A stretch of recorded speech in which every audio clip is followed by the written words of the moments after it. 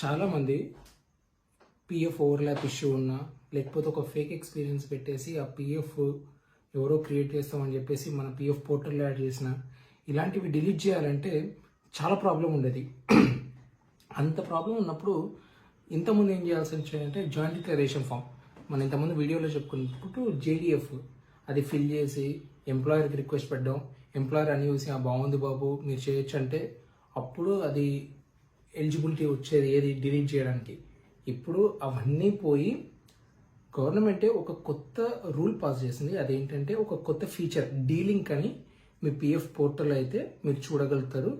And me PF record ఏదైతే by mistake create అయి ఉందనో లేదా మీ నాలెడ్జ్ లేకుండా క్రియేట్ అయి ఉన్నవో ఈ 2 నామ్స్ ప్రకారం మీరైతే దాన్ని డిలీట్ చేయొచ్చు. ఆప్షన్ డీలింక్ అని వస్తుంది, బట్ మీరు టెక్నికల్లీ దాన్ని డిలీట్ చేయొచ్చు. అయితే మీరు దాన్ని డిలీట్ చేసే ముందు మాత్రం కొన్ని విషయాలు బాగా గుర్తుపెట్టుకోవాలి. నెంబర్ 1, మీ పిఎఫ్ ఆ రికార్డ్ ఏదైతే ఉందో అందులో ₹1 కూడా ఉండకూడదు. Maintain 0 balance.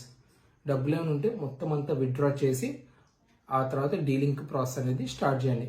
మీరు డబ్బులు క్రెడిట్ అయ్యాయంటేనే మీకు ఒక date of joining, date of end రెండు ఉంటాయనే మీనింగ్. సో ఆ రెండు మీకు ఉండాలి. ఉంటేనే మీకు ఆ డీలింక్ అనే ఒక ఆప్షన్ కూడా ఎనేబుల్ అవుతుంది. ఇది మన సబ్స్క్రైబర్స్ చాలా మంది టెస్ట్ చేసాం మనం. ఎక్కడైతే డేట్ ఆఫ్ ఎండ్ ఉండదో వాళ్ళకైతే చాలా మందికి అది ఎనేబుల్ కానట్టే కనిపిస్తుంది.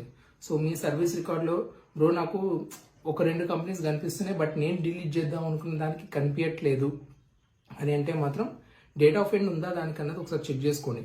డేట్ ఆఫ్ ఎండ్ ఉంటే మాత్రం మ్యాక్సిమం ఎనేబుల్ కావాలి. లేదు ఇంకా గవర్నమెంట్ దాన్ని ఎనేబుల్ చేయడానికి దాన్ని ఇంప్రూవైజ్ చేయడానికి ట్రై చేస్తుంది కాబట్టి మేము పోర్టల్ ఇంప్రూవైజ్ చేస్తాం.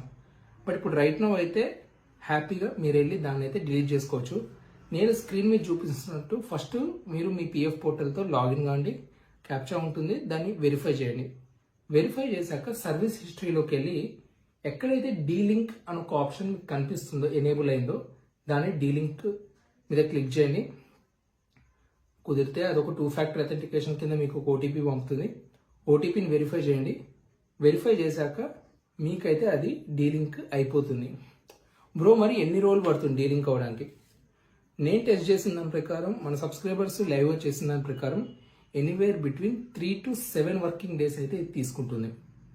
అంటే 3 to 7 వర్కింగ్ డేస్ ఇది తీసుకుంటుంది. సో 3 to 7 వర్కింగ్ డేస్ లోపల మీకు ఇది మ్యాక్సిమం అవ్వాలి. అండ్ ఒక్కసారి మీ పిఎఫ్ సర్వీస్ హిస్టరీలో కనపడట్లంటే పాస్బుక్లో కూడా కనిపించదు.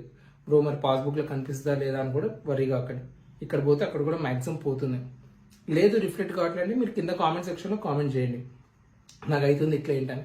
ఒకసారి మనం కూడా చూసి దాన్ని ఎందుకు అట్లా అవుతుంది